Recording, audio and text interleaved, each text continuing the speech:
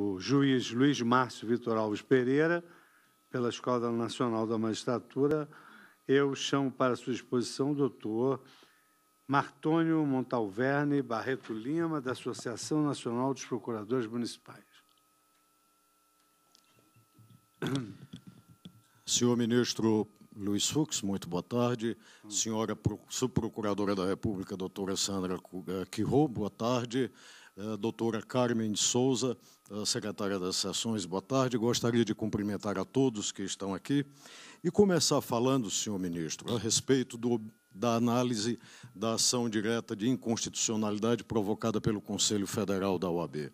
Nós temos ouvido, e não raro, e com alguma constância, a respeito da situação política brasileira. Eu gostaria de começar a minha exposição falando apenas de o saldo dos últimos 25 anos da democracia brasileira parece-me extremamente positivo. Os políticos, ou pelo menos principalmente o Congresso Nacional, aqueles que estão no Legislativo e em que diversas ocasiões nós costumamos atirar pedras, nos deram mais de 25 anos de estabilidade política e institucional que nós nunca vivemos nesse país. Foram exatamente esses políticos que são eleitos por nós e que participam dos processos decisórios e que estão a merecer várias críticas, e são estes os políticos que contribuíram, no meu entendimento, para, com as suas deficiências, a solidificação de um processo democrático extremamente aberto, como nós temos no Brasil. E aqui também eu ousaria incluir não somente os políticos tradicionalmente eleitos diretamente pelo voto secreto e de igual valor para cada um de nós, mas também eu falo de todos os três poderes dessa República. Nós temos os percalços em todos os três poderes, mas nós temos saldo extremamente positivo a exibir na democracia brasileira. E que eu ousaria até dizer que talvez eu me questiono quais seriam as sociedades que poderiam ostentar melhor indicadores qualitativos democráticos que a brasileira, por exemplo. Quando nós pegamos, por exemplo, a eleição no ano 2000, nos Estados Unidos da América do Norte, nós vimos os principais doadores de campanha do vencedor, o ex-presidente George Bush, e estavam subsidiárias empresas de energia e que depois ganharam concessões por uma norma revogada pelo agora presidente Bush para a exploração de energia, ou seja, na Califórnia, o que havia sido proibido pelo seu predecessor. Nós vivemos escândalos de doação de campanhas na Alemanha, uma democracia solidificada. Nós vivemos em 93 escândalos com doações de campanha no Japão, posteriormente na Argentina, em todas as sociedades. Esses percalços integram uma democracia e uma democracia que nós digamos que se desenvolve numa economia de mercado.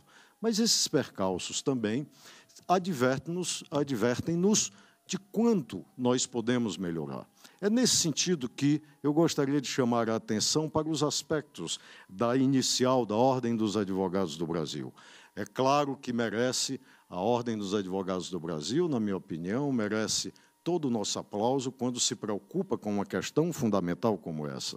Mas aquilo que consta na inicial parece-me, num primeiro momento, exigir além do que esta Corte pode estabelecer. Estar a exigir a declaração de inconstitucionalidade, estar a exigir a declaração de inconstitucionalidade sem redução de texto e estar ainda a pedir a modulação de efeitos de dispositivos da lei dos partidos políticos, leis que são essas aprovadas pelo nosso parlamento. Ou seja, todos esses dispositivos que a Ordem dos Advogados do Brasil comparece a este tribunal e vem requerer, claro, a sua inconstitucionalidade, com justíssima razão, parecem-me que se afiguram bem mais em questões políticas que deveriam ser deixadas a cargo, claro, dos nossos políticos, dos representantes que são eleitos por nós, no que pese todas as legítimas deficiências detectadas aqui por todos que me antecederam nesse momento. Mas por que eu falo isso? Porque está precisamente na representação política do Estado brasileiro e da sociedade brasileira, a heterogeneidade regional, a heterogeneidade antropológica do povo, a heterogeneidade cultural que se representa de uma maneira mais explícita nesta casa, portanto, no Poder Legislativo.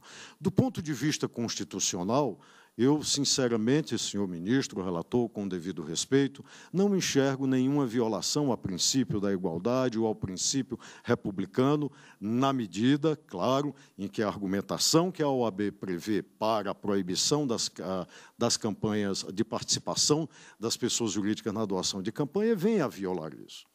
O que é interessante, qual se poderia ser, então, uma alternativa, no caso, ao aperfeiçoamento da nossa democracia e a difícil relação entre poder econômico e dinheiro. Muito já tem se dito, senhor ministro, a respeito do financiamento público de campanha. E o financiamento público de campanha, dessa discussão, não se relaciona diretamente com a apatia das sociedades para com seus partidos, mas ela pode ser vista como um evidente sinal também do grau de comprometimento de uma eventual democracia representativa. A primeira legislação sobre financiamento de campanha veio na França, como nós sabemos, em 1979, e também havendo sido antecedida em 1956. Esse dispositivo previa o reembolso de determinados gastos para candidatos que obtivessem pelo menos 5% dos votos à Assembleia Nacional. A lei francesa teve que aguardar até 1971 para a sua regulamentação. E nos Estados Unidos, por exemplo, o Corrupt Practices Act de 1925 demorou quase 15 anos para ser regulamentado. Portanto, numa democracia extremamente participativa, numa democracia que se reivindica de extrema vigilância, nós tivemos toda essa demora. O que ocorre, e o que eu penso, é que esses exemplos parecem mostrar que, ao se adotar, se decidir pela adoção de um financiamento público, há uma relação muito mais próxima com o desejo de regulamentar a participação do poder do dinheiro nas eleições do que vinculado ao descrédito dos partidos ou mesmo da forma democrática que se tem. Do ponto de vista teórico, o financiamento público recuperaria ainda outras missões mais encorajadoras da democracia. Permitiria que candidatos não milionários participassem do jogo político e permitiria, por exemplo, de que os candidatos que não tivessem também grandes organizações político-partidárias a lhe dar suporte nas suas perspectivas de campanha política, pudessem vir a atuar de uma forma menos desigual. Se essa situação poderia vir a garantir um tipo melhor de igualdade no âmbito das disputas políticas, é somente os exemplos do concreto, a perspectiva da história, que nos advertirá desse aspecto. A necessidade de uma educação cívica proporcionada também por todos os atores políticos, inclusive os partidos políticos, com sua inserção social, poderá vir a ser substituída por uma participação constituída a partir de recursos eminentemente públicos, o que limitaria qualquer tipo de atividade ou qualquer tipo de recebimento de recursos para, por exemplo, campanhas milionárias de marqueteiros, de publicitários, formando-se uma convicção de que a participação política é, antes de mais nada, uma tarefa da sociedade. Muitos autores mostram céticos quanto ao sucesso do financiamento público exclusivo, no sentido de que, por exemplo, ele poderia vir a impedir Caixa 2, ou poderia vir a impedir benefícios a partir de outras vertentes que se tem na vida política. O motivo central do ceticismo de vários cientistas políticos reside na falta de instrumentos que possibilitem à Justiça Eleitoral uma efetiva fiscalização. Eu gostaria de me referir da extrema necessidade e que é possível, nos dias de hoje, por meio, claro, da interação eletrônica dos poderes, a articulação entre Justiça Eleitoral, Receita Federal e Banco Central do Brasil na vigilância e transparência do uso dos recursos financeiros distribuídos a partidos políticos pelo Estado. Talvez esta articulação imediata, eletrônica e em tempo real pudesse vir a favorecer muito mais a fiscalização e o poder da Justiça Eleitoral. Há havia, pelo menos na década passada, e ainda diversos projetos de lei tratam do financiamento público. Eu registro, por exemplo, que na manifestação do Senado Federal, na manifestação da Câmara dos Deputados, nesta ação direta de inconstitucionalidade, todos esses atores bem falaram de que há, né, nas respectivas casas, inúmeros projetos de lei que tramitam e procuram regular a matéria. Portanto, o que falta, o que se necessita no atual momento é que essas casas políticas enfrentem essa questão que lá já encontra o seu foro adequado. Em todos esses projetos de leis se percebe a necessidade também, ou se percebe a discussão presente do financiamento público.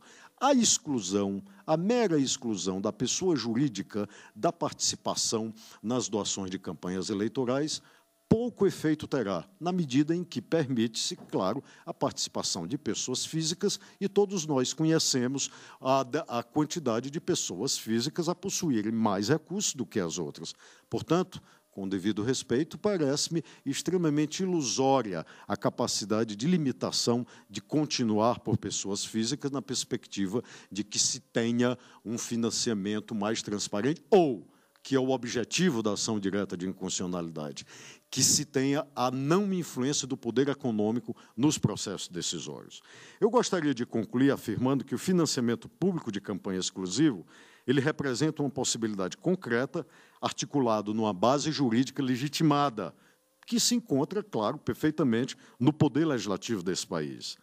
A construção da democracia desse país não representa uma tarefa impossível, e reivindicações como a do financiamento público e a esperança realista de que ele pode vir a solucionar alguns dos problemas da relação entre poder econômico e eleições têm o mesmo significado que o avanço do texto constitucional de 1908 teve quando da sua promulgação. Ou seja, portanto, seria uma contribuição genuína da democracia brasileira, que tem, sim, possibilidades para tal, ao constitucionalismo e também, claro, à doutrina eleitoral. Eu concluiria dizendo também que o financiamento público de campanha, ou financiamento eminentemente público, claro, teria que ser precedido de uma ampla discussão com a sociedade e com todos os seus setores.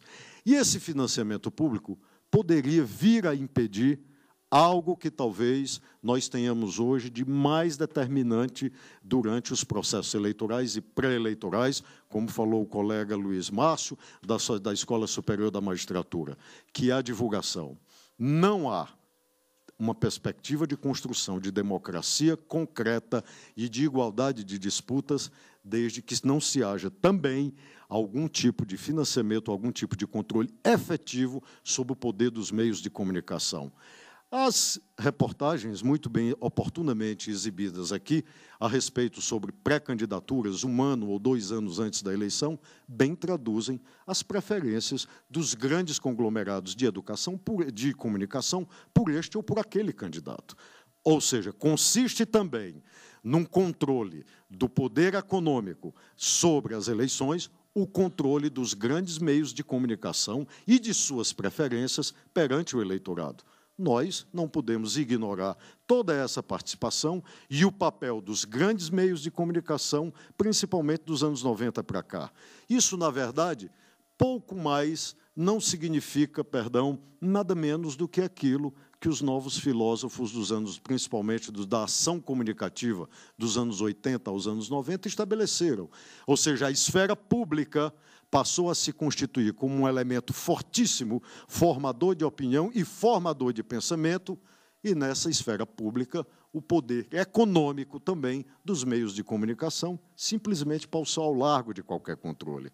O financiamento público, ao tentar, numa perspectiva de diminuir também este desafio, com certeza contribuirá para aquilo que é o objetivo desta ação direta de inconstitucionalidade e o objetivo dos debates dessa audiência pública, ou seja, diminuir a influência do poder econômico nos processos decisórios desse país. Eu gostaria de agradecer mais uma vez o convite para estar aqui, principalmente a minha entidade, a Associação Nacional de Procuradores Municipais, e parabenizá-lo, senhor ministro Fux, por essa iniciativa. Muito obrigado. Bom, antes de declarar encerrados os trabalhos, eu queria mais uma vez agradecer a presença de todos, a valiosa participação de cada um e ressaltar que não há a menor dúvida de que nós travamos aqui nesta tarde, já nessa segunda etapa da audiência pública, um valiosíssimo debate democrático que muitíssimo influenciará na decisão da Corte, porque, muito embora não estejam presentes aqui todos os ministros, todos eles receberão o material referente a essa audiência pública e essa colaboração desse belo debate democrático que estávamos aqui há de refletir efetivamente, pelo tanto que se pode colher de informações, aquilo que é a expectativa social e que influencia, sobremodo, a solução dos processos objetivos, como eu tive oportunidade de me manifestar na abertura dos trabalhos. E, com essas palavras, eu quero agradecer mais uma vez a presença de todos e declarar encerrada esta sessão.